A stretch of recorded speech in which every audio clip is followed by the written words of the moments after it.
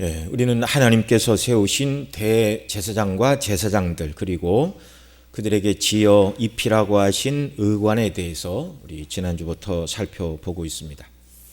앞 시간에는 하나님께서 누구를 제사장으로 세우라고 하셨는지, 그리고 제사장이 하는 일들, 그리고 제사장에게 지어 입히라고 하신 의관 중에 에봇에 대해서 살펴본 바가 있습니다. 제사장의 직분은 사람이 원해서 할 수 있는 직임도 아니고, 또 사람들 가운데 인품과 믿음이 충만한 사람을 선출해서 직임을 맡기라, 그렇게 하신 것이 아니었습니다.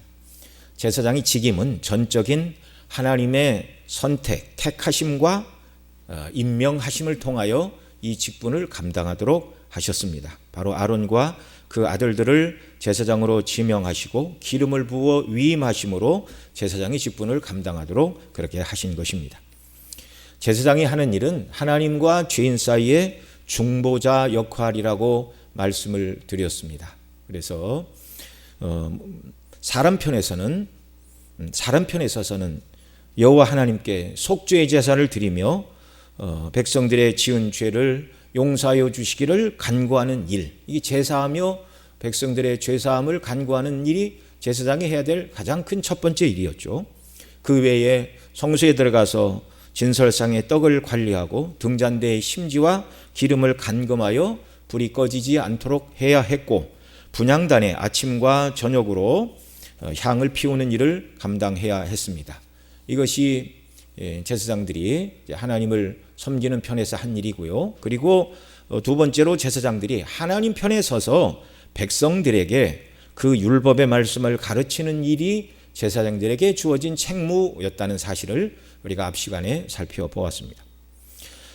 제사장들에게 그 직임에 감당하게 합당한 의관을 갖추게 하셨는데, 왜 그런가? 인생은 아담의 범죄로 말미암아 하나님이 입혀주신 의의 옷을 잃어버리고 수치와 부끄러움밖에 없는 존재입니다. 그래서 죄로 인하여 인간이 정말 하나님 앞에서 수치와 부끄러움밖에 없는 그 죄에 대한 수치와 부끄러움을 가려주시기 위하여 거룩한 옷을 지어 입히도록 하셨고, 직임을 감당할 수 있도록 힘을 주는 영화롭고 아름다운 의관들을 만들라, 이렇게 말씀하신 것이죠.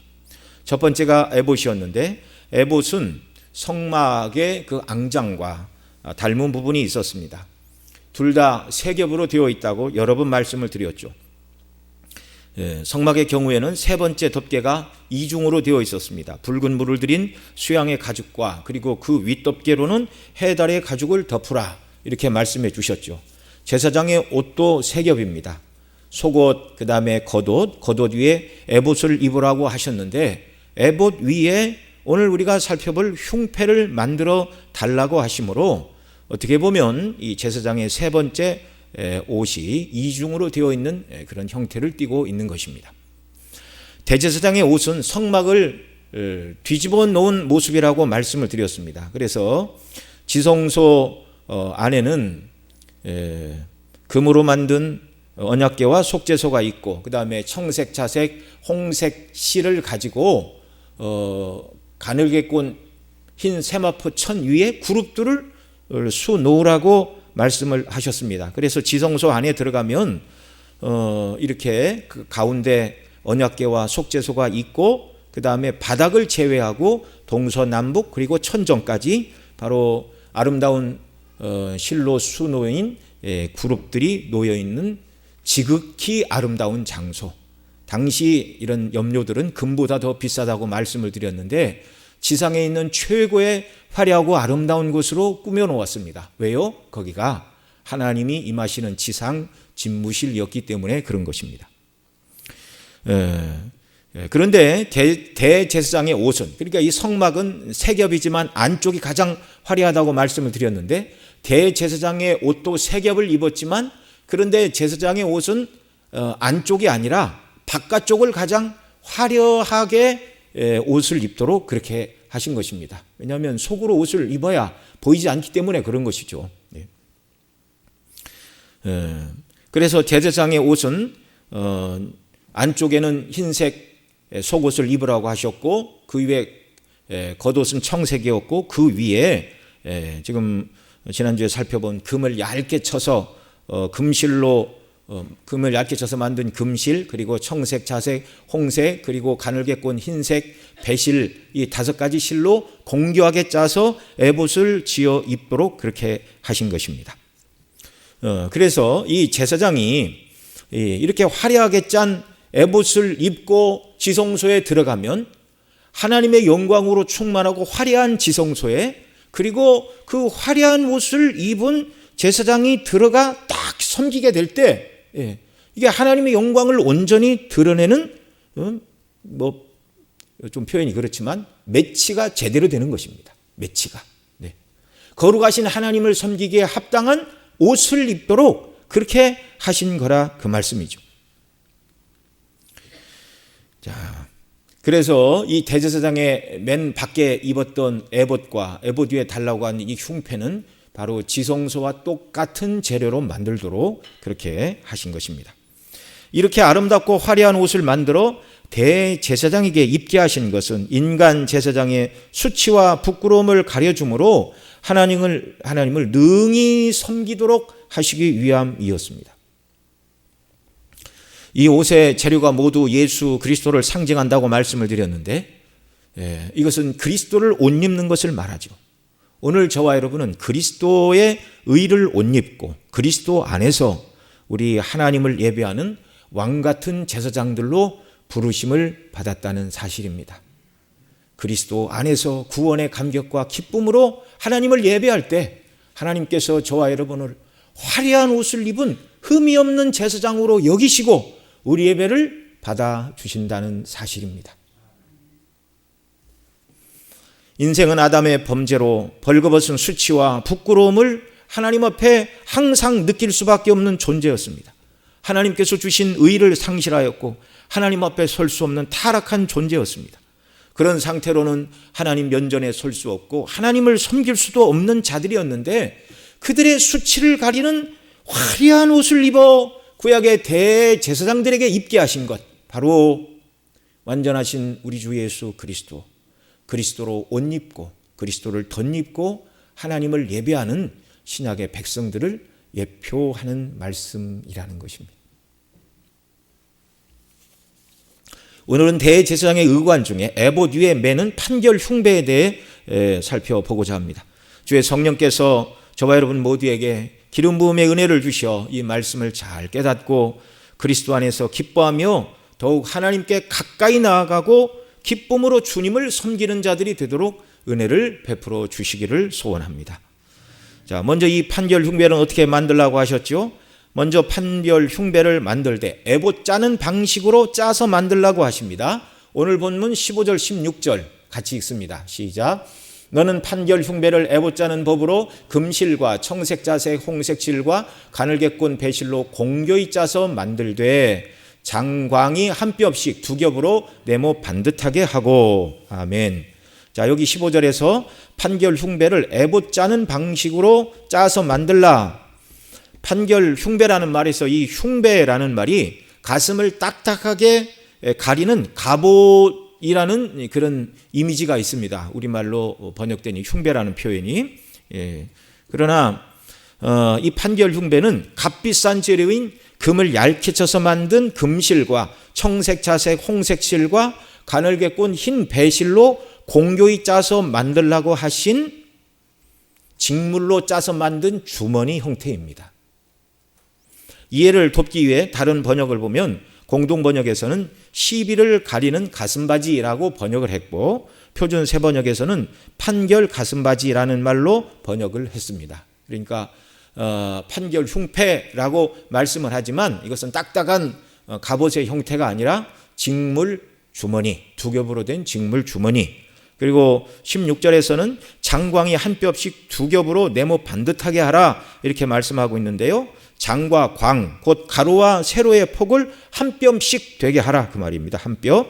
이 한 뼘은 유대인에게 있어서 반 규빗을 말합니다. 그러니까 한 규빗은 팔꿈치부터 가운데 손가락 끝털이인데 보통 이 두 뼘 정도 됩니다. 그래서 반 규빗 그러면 이제 한 뼘 그러면 이제 반 규빗 그렇게 유대인들은 이해를 하는 것입니다. 이 한 뼘은 사람마다 역시 손의 크기에 따라 다를 수 있지만 대략 22cm에서 25cm. 이게 이제 그 오홀리압과 부사렐이 이런 것들을 만들었고 이제 가구를 제작하는 사람이 성인 남자였기 때문에 그런 것입니다. 어린 아이들이나 여성들은 나는 그 정도 안 되는데 그렇게 생각하실 필요가 없는 것이죠. 자, 가로 세로가 한 뼘으로 똑같은 정사각형의 직물을 두 겹으로 네모 반듯하게 짜라. 그러니까 앞뒤 이제 두 겹이죠.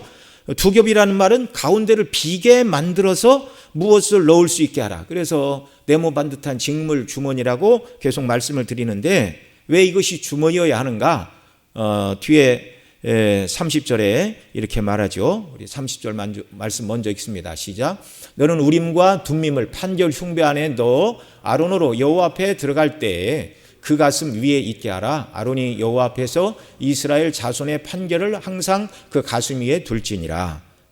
이게 주머니여야 하는 이유가 뭐라고요? 거기에 우림과 둠밈을 넣어야 했기 때문에 그렇습니다. 이 우림과 둠밈은 이제 다음 시간에 살펴보도록 그렇게 할 것이고요. 자, 두 번째로 주머니 형태로 짠 판결 흉배의 12보석을 그 앞에 이렇게 물리라고 말씀을 하고 계십니다. 17절로 20절 우리 같이 읽습니다. 그것에 네 줄로 보석을 물리되 첫 줄은 홍보석, 황옥, 녹주옥이요. 둘째 줄은 송유석, 남보석, 홍만호요. 셋째 줄은 호박, 백만호, 자수정이요. 넷째 줄은 녹보석, 호만호, 벽옥으로 다 금태에 물릴지니. 그림을 하나 보여주시겠어요? 예, 여기 보시는 것 중에 네모 반듯한 직물 주머니 이렇게 위에서부터 3개씩 4줄로 12개의 보석을 이렇게 고정을 시키라 그 말입니다. 그런데 여러분 가지고 계신 성경을 보면 거기 둘째 줄은 송유석, 그 다음에 남보석, 홍만호 이렇게 말하는데 남보석 그리고 각주에 작은 글씨로 청보석, 그 다음에 홍만호는 또 각주에 금강석 이렇게 표시가 되어 있는데요. 이 말은 정확하게 이 보석이 오늘날의 용어로 무엇인가를 잘 모른다는 말입니다. 고대 용어이기 때문에. 그러니까 여기 우리말로 번역된 이 말들이 정확하게 이것이다 이렇게 생각하면 안 돼요. 이 보석들이 또 이따가 가서도 말씀을 드리겠지만 에스겔서에 보면 에덴 동산에서 있었고 그 다음에 우리가 들어가 거하게 될 새하늘과 새 땅의 기초석도 바로 이 12기초석들입니다. 그러니까 그렇게 상징적으로 영어로는 보석이지만 영어로는 스톤 다 이렇게 되어 있어요. 네. 귀한 돌들이다, 보석이다 그 말입니다. 자, 이렇게 해서 그 직물 주머니 흉패 위에 12개의 보석을 새기고 그 다음에 12개의 보석들 하나하나마다 어떻게 하라고 그러셨어요? 이름을 새기라고 하셨습니다. 오늘 본문 21절 말씀 같이 읽습니다. 이 보석들은 이스라엘 아들들의 이름대로 12이라 매 보석의 12지파에 한 이름씩 인을 새기는 법으로 새기고 이렇게 말씀합니다. 자, 12개의 보석에 새겨야 될 이름은 이스라엘의 아들들. 여기 이스라엘이라는 말은 야곱의 다른 이름입니다. 야곱의 아들들, 야곱의 12아들, 12지파의 이름을 보석 하나당 한 지파의 이름씩 글씨를 쓰라가 아니라 도장을 새기는 방법으로 새기라. 지워지지 않게 파라 그 말입니다. 도장을 새기는 방식으로 새겨 넣으라. 예. 앞 시간에 우리는 에봇의 양 어깨 위에 무엇을 견대 위에 무엇을 두라고 그러셨죠? 무슨 보석? 호마노. 호마노의 연치대로 나이 순서대로 한쪽에 6명씩 이스라엘 12아들들의 이름을 역시 도장 새기는 방법으로 새겨 넣으라 그렇게 말씀을 하셨습니다. 그런데 이번에는 대제사장이 매는 이 판결 흉패에 12개의 보석을 금태에 물려 고정을 하고 금태에 물려 고정하라 그 말은 여러분들이 쉽게 이해하시려면 이렇게 반지나 목걸이 같은 경우 금으로 보석을 이렇게 금반지에다 이렇게 물리는 방식이 있잖아요. 이렇게 안으로 들어가게 이렇게 해서 목걸이도 마찬가지고 이게 바로 금태에 물리는 방식입니다. 그러니까 금과 보석을 가지고 세공하는 이 기술이 바로 출애굽 시대에도 있었다는 사실을 여기서 우리가 알 수가 있는 것이죠. 자, 이렇게 금태에 물려 각 보석의 12지파의 이름을 도장을 새기는 방법으로 글씨를 파서 새겨 넣으라 말씀하셨습니다. 자, 이렇게 되면 대제사장의 양쪽 어깨에도 6 이름씩 이스라엘의 아들들의 이름이 기록되어 있고, 또 이 가슴의 판결 흉배에도 12지파의 이름이 기록되어 있는 것입니다. 대제사장이 에봇을 입고 에봇 위에 흉패를 달고, 그러니까 이게 끈으로 묶도록 되어 있어서 한 벌이에요, 한 벌. 세 번째 겉옷. 이것을 달고 지성소에 들어갈 때 이스라엘을 상징적인 표현입니다. 어깨에 메고 가슴에 품고 지성소에 들어가 하나님을 예배하며 제사를 드렸다는 사실입니다. 구약시대는 직접 못 들어갔어요, 백성들 전체가. 그런데 오늘 우리는 그리스도 안에서 직접 하나님의 면전에 나가 예배드리는 특권을 누리고 있다는 사실을 기억하시며 감사하시기 바랍니다.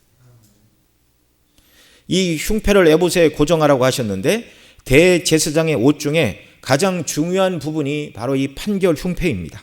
대제사장의 의관을 설명하면서 우리가 지난주에 살펴본 6절로 14절에서 먼저 에봇에 대해서 이렇게 만들으라고 말씀을 하고 있지만, 에봇을 먼저 만들라고 하신 것은 에봇 위에 이 판결 흉패를 매야 했기 때문에 에봇을 먼저 만들라고 하신 것이지, 의미의 중요성에 있어서는 에봇보다 판결 흉패가 더 먼저라는 말입니다. 그래서 오늘 지난주에 살펴본 오늘 본문 앞에 있는 4절에 보면 우리 같이 읽습니다. 그들의 지을 옷은 이러하니 곧 흉패와 에봇과 겉옷과 반포 속옷과 관과 띠라, 이렇게 말씀하고 있죠. 그러니까 무엇을 가장 먼저 말씀하고 있어요? 흉패, 판결 흉패. 흉패는 말 그대로 사람이 입을 수 있는 옷이 아니고 실로 짠 네모 반듯한 직물 주머니라고 말씀을 드렸는데, 그러니 이건 입을 수 있는 것이 아니니 에봇 위에 잘 고정을 해야 됩니다. 이 고정을 어떻게 하라는가를 22절로 29절에서 네모 반듯하게 짜라, 거기에 12보석을 물리라는 말보다 훨씬 길게 22절로 29절에서 어떻게 에봇 위에 이 판결 흉패를 고정해야 되는가를 말씀을 하고 있습니다. 자, 먼저 22절로 25절에서는 판결 흉패를 에봇과 연결하는 윗부분을 어떻게 연결해야 되는지 말씀합니다. 자, 22절로 25절 같이 읽습니다. 정금으로 노끈처럼 따은 사슬을 흉패 위에 붙이고 또 금으로 둘을 만들어 흉패 위 곧 흉패 두 끝에 그 두 고리를 달고 따은 두 사슬로 흉패 두 끝 두 고리에 꿰어 매고 두 따은 사슬의 다른 두 끝은 에봇 앞 두 견대의 금태에 매고. 자, 여기까지 우리 읽었는데 다 이해를 하실 수 있겠습니까? 어렵죠? 무슨 말인가? 자, 흉패의 크기가 가로 세로 한 뼘인 이중 두 겹으로 된 사각형의 직물 주머니라고 말씀을 드렸는데, 이 사각형이니까 모서리가 있잖아요. 그러니까 각 모서리 네 구퉁이에 금고리를 만들어 달라, 이렇게 말씀하시는 것인데, 23절에서는 금고리 둘을 만들어 흉패 위 곧 흉패 두 끝에 그 두 고리를 달라. 24절에서는 따은 두 금사슬로 흉패 두 끝 두 고리에 꿰어 매고, 25절에서는 두 따은 사슬의 다른 두 끝을 에봇 앞 두 견대의 금태에 매고, 이렇게 말씀하고 있습니다. 그러니까 흉패 위쪽 두 개의 금고리에 금으로 따은 금사슬로 꿰어, 지난 시간에 살펴본 에봇을 에봇 어깨 위에 이 호마노 보석 위에 이름을 새기고 견대에 달라고 그렇게 말씀을 하셨죠. 그러니까 그 견대에 이 견대 다른 여기에 금실을 따서 금사슬로 호마노 보석이 달린 이 판결 흉패 위에 금고리 만든 데까지 금사슬로 이렇게 연결하라는 것입니다. 좀 말로 하기가 어렵네요. 그림을 좀 보여주십시오. 이걸 자세하게 이렇게 설명을 드리는 이유는 설교의 1차적인 목적이 본문이 말하는 말씀의 의미가 무엇인가를 먼저 성도들에게 분명하게 제시하고 드러내고, 이 본문이 말하는 문맥의 의미가 이것이구나, 이걸 깨닫도록 하는 것이 첫 번째 설교의 목적입니다. 두 번째는 그 말씀을 해석하는 것이고, 세 번째는 그것을 영적인 의미를 찾아서 우리에게 적용을 하는 것인데요. 네, 그래서 이게 무슨 말씀인지도 모르는데 어떻게 해석이 되고 어떻게 은혜를 받을 수가 있습니까? 그러니까 좀 어려운 표현이지만 여러분들이 주의를 집중해서 잘 따라오시기 바랍니다. 자, 다시 설명을 드립니다. 자, 이제 그림을 보시면 또 쉽게 이해가 되실 수 있어요. 흉패와 에봇을 연결하기 위하여 금고리를 총 몇 개를 만들라고 하셨냐면 6개를 만들라고 말씀하는 거예요. 6개. 그래서 4개는 흉패 위쪽에 2개, 흉패 아래쪽에 2개, 그리고 나머지 2개는 밑에 이렇게 에봇하고 에봇을 견대로 이렇게 연결하도록 그렇게 하셨잖아요. 그러니까 에봇과 견대 연결하는 이 부위에 아래 금고리 2개를 역시 이렇게 메어가지고 총 6개를 만드는데, 윗부분은 금으로 사슬을 따서 금사슬로 어깨 여기 저 호마노가 있는 저 빨간 그 포인터 보이시죠? 예, 거기와 이렇게 에봇 윗꼬리를 따은 금사슬로 이렇게 연결하라, 그 말씀입니다. 그게 우리가 읽은 이제 그 말씀이 되겠, 22절로 25절이 되겠고요. 그 다음에 이제 26절로 28절 말씀 보면 이제 금고리 2개는 에봇 흉패 아래쪽에 달고 나머지 2개는 여기 말씀드린 에봇과 견대 사이에 이렇게 매고, 그 다음에 위에는 금사슬을 따서 연결하라고 하셨는데 아래는 무엇으로 매라고요? 청색 끈으로 매라, 그렇게 말씀하신 것입니다. 자, 그러니까 이 에봇 위에 판결 흉패를 어떻게 연결해야 되는지는 이제 잘 이해가 되셨죠? 이럴 때 이제 그림이 약간의 도움이 되기는 합니다. 자, 그러면 이 판결 흉패를 실로 짜고 12개의 보석을 금태에 물리고 이스라엘 12아들들 곧 12지파의 이름을 그 보석에 새기고 그것을 에봇에 고정하라고 하신 이 말씀의 영적인 의미가 무엇인가를 우리가 살펴봐야 할 것입니다. 먼저 판결 흉패를 만드는 재료를 통하여 주시는 교훈을 우리가 생각을 해보겠습니다. 판결 흉패를 만들 때 무엇으로 만들라고 하셨죠? 5가지 실, 금실. 금은 지난번에도 말씀을 드린 것처럼 금을 얇게 쳐서 실로 만들라고 그러셨죠. 그러니까 말 그대로 금으로 된 실입니다. 금실, 청색, 자색, 홍색, 그리고 가늘게 꼰 흰 배실, 이 5가지 실로 정교하게 짜라. 근데 이 판결 흉패를 짜는 방식은 에봇과 똑같은 방식. 그러니까 에봇도 이 5가지 실로 짰고 판결 흉패도 이 5가지 실로 짰는데, 이 5가지 이 실들은 다 그리스도의 상징이라고 앞 시간에도 말씀을 드렸습니다. 금은 예수 그리스도의 신성, 청색은 하늘의 색으로서 그리스도가 하늘로부터 내려오신 하나님의 아들 되심을 드러내는 색이었고, 자색은 왕이 입는 옷의 색깔이었습니다. 홍색은 피의 색으로 그리스도의 고난을 상징하고, 흰색은 무지하고 의로우신 그리스도의 인성과 그분이 이루신 의를 상징한다고 말씀을 드렸습니다. 그러니까 판결, 에봇, 판결, 흉패, 이 모든 직물로 짠 것들을 바라볼 때 영화로우시고 죄가 없으시고 아름다우신 우리 주 예수 그리스도를 상징하고 있다는 말입니다. 그래서 제사장이 이런 옷을 입고 하나님 앞에 나아가 제사를 드릴 때 인간 제사장은 다 그리스도로 가려놓고 하나님이 보시는 거예요. 저와 여러분의 예배를 받으시고 우리를 구원하시는 것도 다 예수님 때문입니다. 예수님의 십자가의 피 때문에 우리의 억만 죄를 다 하나님이 이미 용서하셨고 죄 없는 자로 보시고, 흠투성이지만 그리스도로 옷 입은 저와 여러분으로 하나님이 보시고 아름답게 보시고 귀하게 여기시는 것이죠.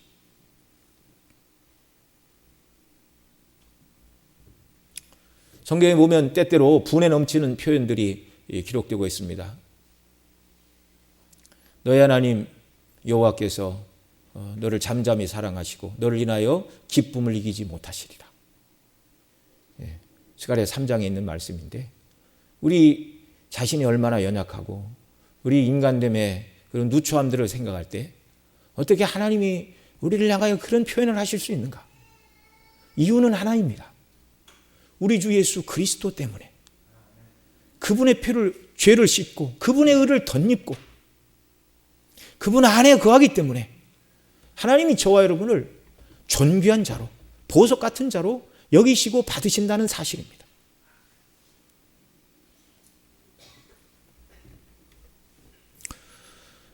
그리스도의 아름다움과 영광을 드러내는 가장 화려한 색깔과 재료인 금색, 청색, 자색, 홍색, 흰 배실로 아름답게 짜서 에봇을 만들고 판결 흉배를 또 짜서 거기에 붙이고 하나님 앞에 나가 드리는 이 예배.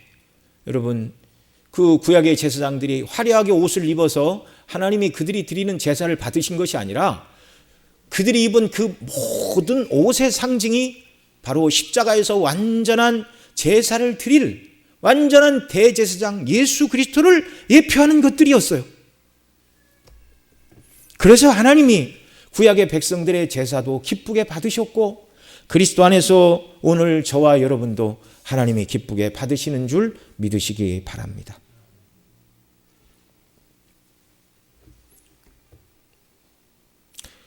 예수님을 믿는 저와 여러분을 하나님께서 보실 때 예수님처럼 아름다운 자들로 수치를 완전히 가린 거룩한 옷을 입은 제사장으로 그리스도의 의를 덧입은 저와 여러분을 하나님께서 한없이 아름답고 존귀한 자로 여겨주시는 것입니다.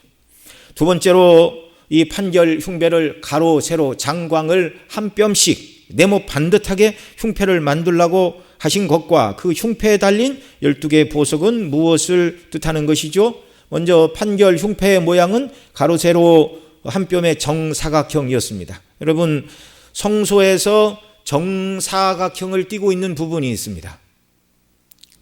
지성소입니다. 지성소는 장과 광 그리고 높이까지 모두가 10규빗으로 만들라고 하셨습니다. 이미 여러 시간 전에 살펴봤는데 기억을 더듬어 보시면 이 지성소는 정육각형 형태를 띠고 있어요. 완전한 직각입니다. 여러분, 이 지성소가 직각을 띠고 있다는 말을 우리가 잘 이해를 해야 되는데요. 요한계시록 21장 16절에 보면 하나님께서 계신 새하늘과 새 땅, 하나님께서 거하시는 지극히 거룩한 곳, 홀리 앤 홀리, 지성소가 바로 거룩하고 거룩한 곳이다 그 말입니다. 자, 이렇게 말합니다. 계시록 21장 16절,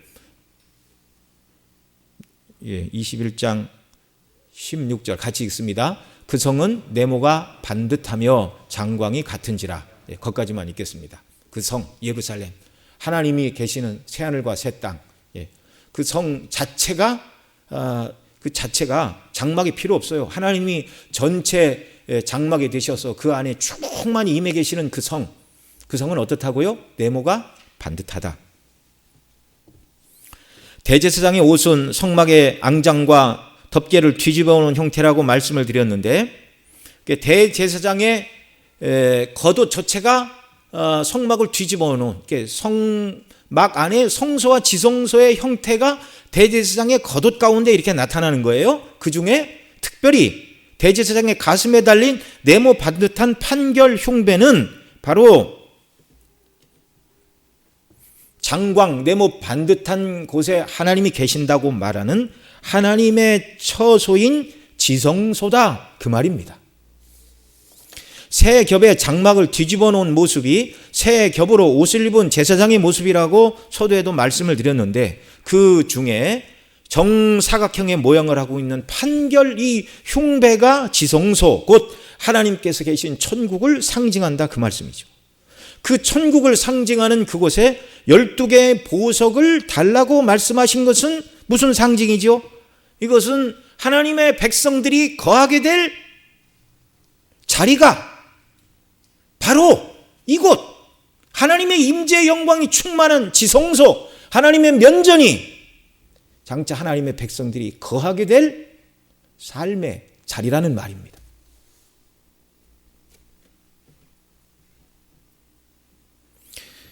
현재 아담의 범죄로 최초의 성소였던 에덴에서 아담이 쫓겨났습니다. 하나님께서 대제사장의 의관 중에 흉배를 만들어 네모 반듯하게 만들므로 그것으로 지성소를 상징하게 하셨는데, 그 지성소를 상징하는 흉패에 12개의 보석, 곧 하나님의 백성을 상징하는 12지파, 12지파가 상징하는 택한 백성들이 장차 거하게 될 곳이 지성소, 하나님의 면전이라는 것을 제사장의 옷을 통해서도 우리에게 보여주고 계십니다. 그리스도 안에서 이루어 주실 구원의 상징이 여러분 이토록 아름답고 아름답습니다.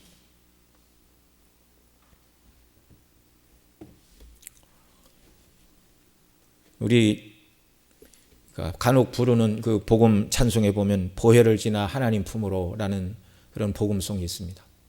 보혈을 지나 하나님 품으로, 보혈을 지나 아버지 품으로 담대하게 나아가세. 존귀한 주보혈이 나를 새롭게 했네.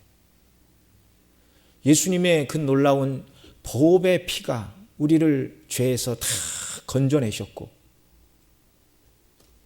감히 하나님 앞에 설 수도 없는 죄인들의 영원한 거처가 하나님의 면전이다. 하나님과 함께 장차 거하게 된다. 비록 아담의 범죄로 인해 최초의 성전인 에덴에서 쫓겨났지만 이 12보석을 대제사장이 가슴에 품고, 특별히 지성소를 상징하는 이 판결 흉배 12개의 보석을 달고 지성소에 들어가 하나님을 예배함으로, 지금은 구약시대예요. 지금은 백성들이 감히 하나님 앞에 나갈 수 없지만 그리스도 안에서 구속이 완전히 이루어지는 날, 이 백성이 영원토록 거할 곳은 하나님 면전, 새하늘과 새 땅입니다 라는 것을 증거해 주고 있다는 말입니다. 구약시대는 대제사장만 지성소에 들어갔습니다. 대제사장의 어깨와 가슴에 12아들들 12지파의 이름을 보석에 새기고 대제사장이 지성소에 들어가므로 장차 그리스도 안에서 완전한 구원이 이루어지는 그날, 12지파로 상징되는 택한 백성들 모두가 참된 지성소, 하나님의 면전에서 영생을 누리게 될 것을 제사장의 이 의복을 통해서도 보여주시고 계신 것입니다. 구약시대는 연약한 중보자인 그리스도의 예표와 상징인 대제사장의 어깨와 가슴에 달린 보석에 이름을 새기고 구약 백성들이 지성소에 간접적으로 들어갔지만, 이제 완전한 대제사장 예수님 안에서 저와 여러분은 하나님의 면전에서 예배하고 영원토록 영생을 누리 가까이 있음을 믿으시기 바랍니다. 영적으로는 이미 이루어졌고, 그 다음에 실제적으로는 이것이 이루어지는 삶이 우리의 삶이고, 여러분 대제사장이 가슴에 택한 백성을 품고 어깨에 그 백성을 메고 지성소에 들어가듯이, 여러분 하나님의 면전에 우리 힘으로 들어가는 것이 아니라 우리의 영원한 대제사장이 저와 여러분을 이끌고 하나님의 나라로 우리를 데리고 들어가심을 믿으시기 바랍니다. 그게 재림 사건이에요. 재림 사건. 장차 있을 재림. 뭐라고 그래요? 데살로니가서에 보면 그날에 주께서 천사장의 호령과 나팔로 임하시리니 먼저 자는 자들이 예수님처럼 옷을 입고 주와 함께 공중으로 임하고, 우리 살아남은 자들로 나중에 정말 주님께로 이렇게 들려 올려가 새 몸을 입고, 그 다음에 새하늘과 새 땅, 하나님이 계시는 면전인 지성소라 말할 수 있는 새하늘과 새 땅에 주님이 저와 여러분을 데리고 들어가실 것임을 믿으시기 바랍니다. 이게 복음입니다. 판결 흉배의 금태에 물린 이 보석들은 본래 에덴 동산에 있던 것들이라고 에스겔 28장 13절에서 이렇게 말합니다. 같이 읽습니다. 내가 옛적에 하나님의 동산 에덴에 있어서 각종 보석 곧 홍보석과 황보석과 금광석과 황옥과 홍만호와 청옥과 청보석과 남보석과 홍옥과 황금으로 단장하였음이여 내가 지음을 받던 날에 너를 위하여 소고와 비퍼가 예비되었도다. 대제사장의 가슴에 부착되어 지성소에 들어갔던 그 각종 보석들이 에스겔 선지자는 본래 에덴 동산에 있던 것들이다. 이게 상징이죠. 범죄하지 않았다면 사람들은 영원토록 그 에덴에서 하나님을 예배하며 영광 가운데 거했을 것입니다. 또 요한계시록 21장에 보면 새하늘과 새 땅 곧 예수님을 믿는 저와 여러분이 들어가 영생을 누릴 천국을 설명하면서 그것도 역시 이 12보석이 있는 곳이라고 말합니다. 계시록 21장 12절로 21절 사이에 있는 몇 구절 말씀 같이 읽습니다.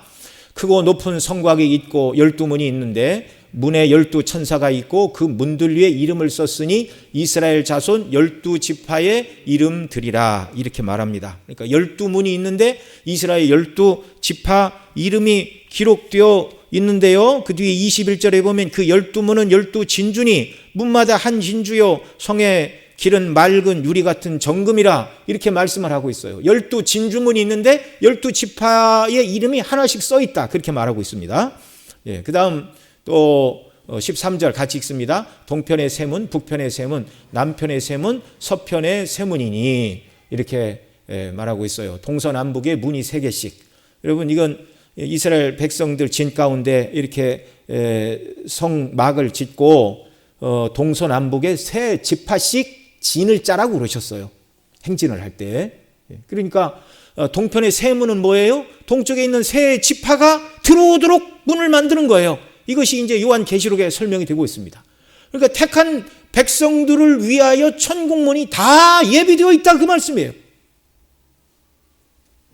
너무나 놀랍습니다. 이 광야 백성들의 진용을 요한계시록에서 새하늘과 새 땅에서 똑같이 말하고 있어요. 그러니까 구약의 성막이 계시록이 말하는 새하늘과 새 땅의 예표입니다. 똑같이 진을 세우고 문을 만들고 물론 성막에는 문이 하나였지만 여기서는 설명을 해주고 있습니다. 세 지파씩을 위하여 문을 3개씩 만들라.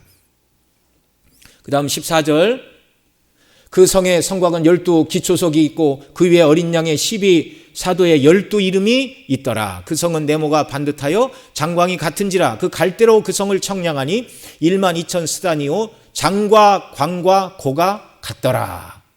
그 다음 17절 그 성의 성곽의 기초석은 각색 보석으로 꾸몄는데 첫째 기초석은 벽옥이요 둘째는 남보석이요 셋째는 옥수요 넷째는 녹보석이요 다섯째는 홍만호요 여섯째는 홍보석이요 일곱째는 황웅이요 여덟째는 노곡이요 아홉째는 담황웅이요 열째는 비취옥이요 11째는 청옥이요 12째는 자정이라. 13개가 아니고 12개. 그리고 21절 한 번 더 읽습니다. 그 12문은 12진주니 문마다 한 진주요 성의 길은 맑은 유리 같은 정금이더라. 그 12진주문에 12지파의 이름이 기록되어 있다고 앞서 말씀을 드렸죠. 자, 새하늘과 새 땅에는 12절과 21절이 말하는 대로 구약의 성도를 상징하는 12지파의 이름이 새겨진 12진주문이 12지파를 위하여 예비되어 있는 모습입니다. 14절, 19절, 20절이 말하는 대로 신약의 성도를 대표하는 12사도의 이름이 새겨진 12보석이 기초를 이루고 있는 곳이 바로 우리가 거하게 될 새하늘과 새 땅의 성의 모습이라고 말씀하고 있습니다. 이건 다 상징입니다. 대제사장의 에봇 위에 판결 흉패를 붙이고 그 판결 흉패 12개의 보석을 금태에 물려 보정하라 말씀하신 것, 바로 천국 백성들인 저와 여러분을 상징하는 것입니다.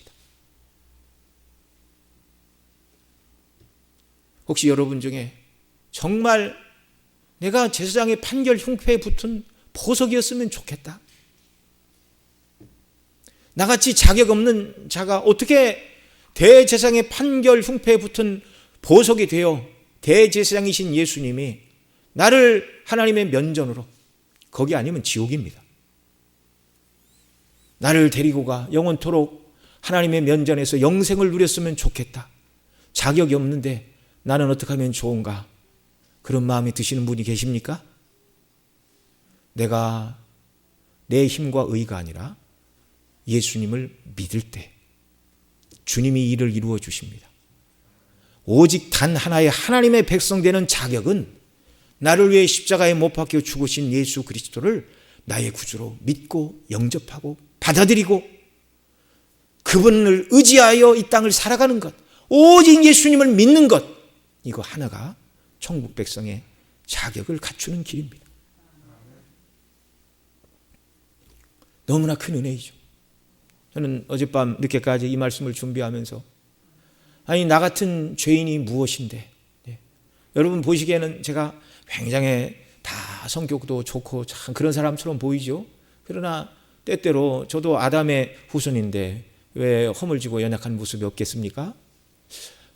나같이 부족하고 연약한 인생을 어떻게 나를 사랑하사 하나님이 보석 같은 존재로 여기시고 그렇게 귀하게 여기시고 그리스도의 피값으로 나를 사시고 얼마나 사랑하셨냐면 당신의 외아들 그리스도의 피를 값주고 저와 여러분을 사셨음을 믿으시기 바랍니다. 그리고 하나님의 면전에서 영원토록 영생을 누리는 자들로 저와 여러분을 부르셨어요. 세 번째로 이 12지파하고 택한 백성을 상징하는 12보석을 대제사장에 다른 것도 아닌 가슴에 판결 흉패를 매라고 하셨습니다. 이것은 무슨 의미죠? 먼저 택한 백성들을 보석으로 비유하신 것은 하나님께서 그 백성들을 보석과 같이 귀하게 여기신다는 것을 말씀하는 것입니다. 물론 상징입니다. 여러분 사람이 귀합니까? 보석이 귀합니까? 사람이 귀하지요.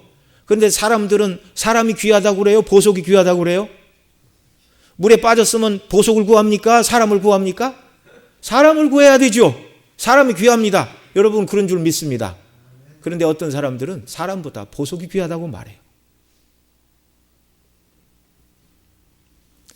하나님께서 이 말씀은 사람보다 보석이 귀하다는 말이 아니라 사람들이 그 희귀한 광물, 보석을 귀한 것으로 여기니까 사람 편에서 설명을 하시는 거예요. 너희가 보석을 귀하게 여기느냐? 나에게 보석은 그리스도의 피로 죄사함을 받은 너희들이다. 그 말씀을 하시는 것입니다.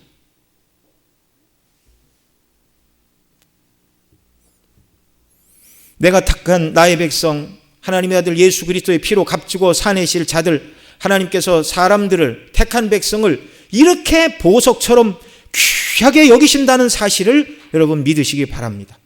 하나님께서 12보석으로 상징되는 백성을 얻으시기 위하여 말씀드린 대로 독생 성자 예수 그리스도를 대신 내어 주셨습니다. 여러분 스스로에게 이렇게 한번 말씀해 보시기 바랍니다. 나는 해도 되고 내 이름을 불러도 되고 나는 하나님 보시기에 보석 같은 자이다. 한번 따라해 보시기 바랍니다. 나는 하나님 보시기에 보석 같은 자이다. 하나님 말씀입니다. 누구 때문에요? 예수님 때문에. 예수 그리스도 때문에. 예수님의 존귀하신 피로 죄를 씻고 의롭다 하심을 입고 하나님의 자녀로 받아들여진 그 무엇과도 바꿀 수 없는 보석 같은 존재임을 믿으시기 바랍니다. 여러분 옆에 계신 분들도 보석 같은 존재입니다. 귀하게 여기시기 바랍니다. 또한 하나님께서 그 백성들의 이름을 12지파의 이름을 보석에 하나하나마다 이름을 기록하라 이렇게 말씀하셨어요. 보석 하나에 몽땅 몰아서 다 쓰라가 아니라 이 양쪽 어깨 위에는 12개를 달기가 어려워서 호마노 2개, 6개씩 쓰라고 했지만 넓은 가슴팍에는 12보석을 달게 하시고 거기에 하나하나 이스라엘 12아들들 12지파의 이름을 새기라고 하셨습니다. 이것은 하나님께서 개개인 모두를 아시고 귀하게 여기신다는 거예요. 요한복음 10장 30절에서 요한복음 10장 3절에서 이렇게 말합니다.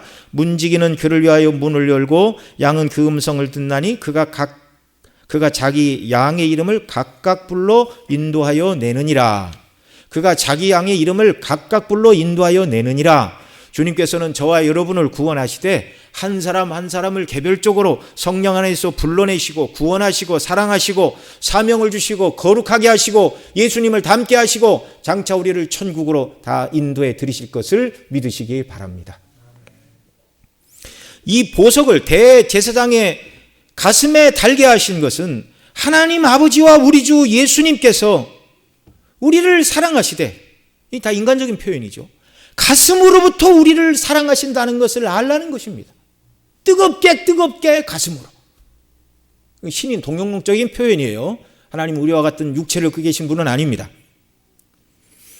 지난주에 에봇의 양쪽 견대 위에 있는 두 호마노의 이스라엘 12아들들의 이름을 나이 순서대로 기록하라 말씀하셨는데 이것은 그 어깨에 정사를 메었고 라고 말씀하신 이사야 9장 6절의 말씀처럼 예수님께서는 저와 여러분을 구원하시기 위하여, 저와 여러분을 포함한 모든 하나님의 나라를 이루시기 위하여 당신의 백성인 저와 여러분을 짊어지시고 힘과 능력의 상징인 어깨에 저와 여러분의 이름을 기록하고 우리를 짊어지시고 친히 나무에 달려 구속을 이루셨습니다.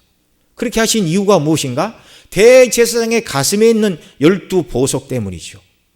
예수님께서 십자가를 지신 것은 하기 싫은 일을 억지로 하신 것이 아니라 뜨겁게 우리를 사랑하시는 예수님의 그 뜨거운 사랑이 우리를 위하여 십자가를 지게 하신 가장 큰 원인이고 동력이라는 말씀입니다.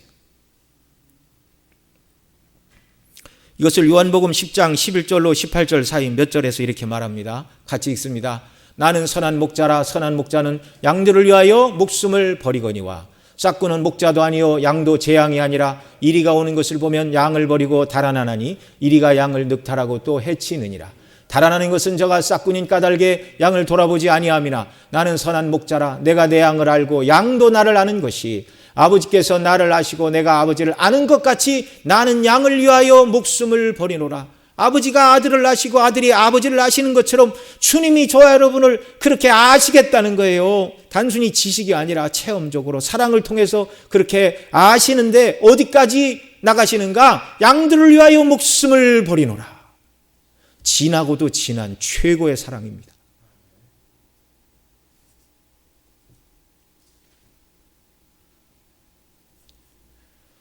여러분, 부모가 자녀를 위해 목숨을 버리는 것도 쉬운 일이 아닙니다. 어려운 일입니다. 간혹 그런 일을 행하면 위대한 어머니다 세상 사람들이 칭송을 하죠.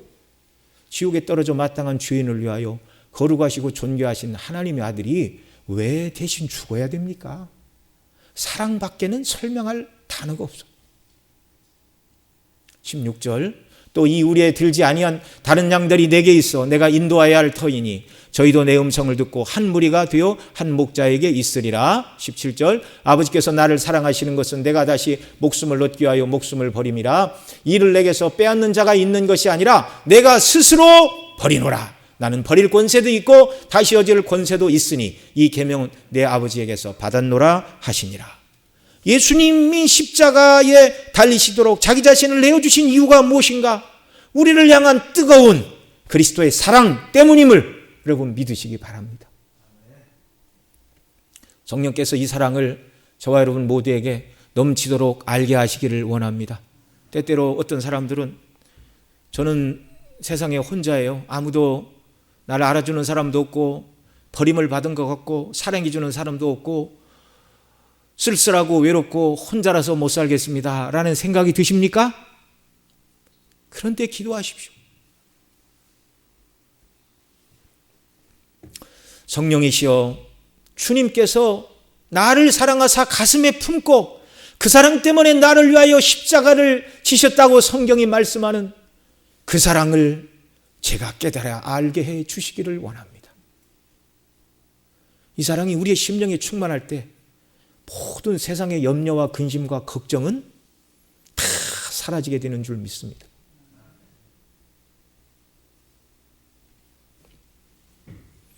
우리를 위하여 십자가에 목숨을 내놓으신 그리스도의 가슴에 새겨진 죄인을 사랑하시고 불쌍히 여기신 긍휼과 사랑과 자비의 은혜, 그것이 그분을 십자가로 나아가게 한 원인입니다.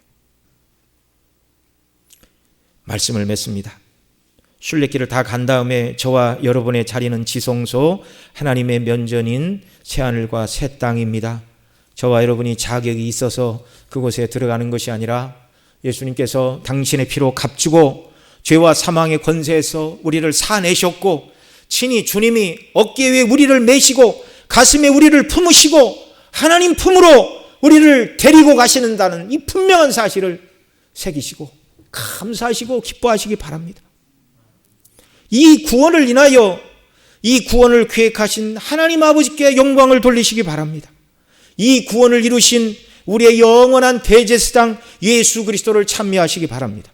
이 구원을 우리에게 적용하시는 성령의 인치심과 보증하심의 은혜의 영광을 날마다 찬양하며 순례길을 살아가시기 바랍니다. 그리고 하나님 아버지와 우리 주 예수 그리스도를 기쁘시게 하는 보석과 같은 자들로 하나님의 빛을 드러내며 즐거움으로 순례길을 살아가는 저와 여러분 모두가 되게 하시기를 간절히 소원합니다. 기도하겠습니다. 사랑하는 아버지 하나님, 고맙고 감사합니다. 우리가 무엇이간데 우리를 보석같이 존귀한 자로 여기셨습니까?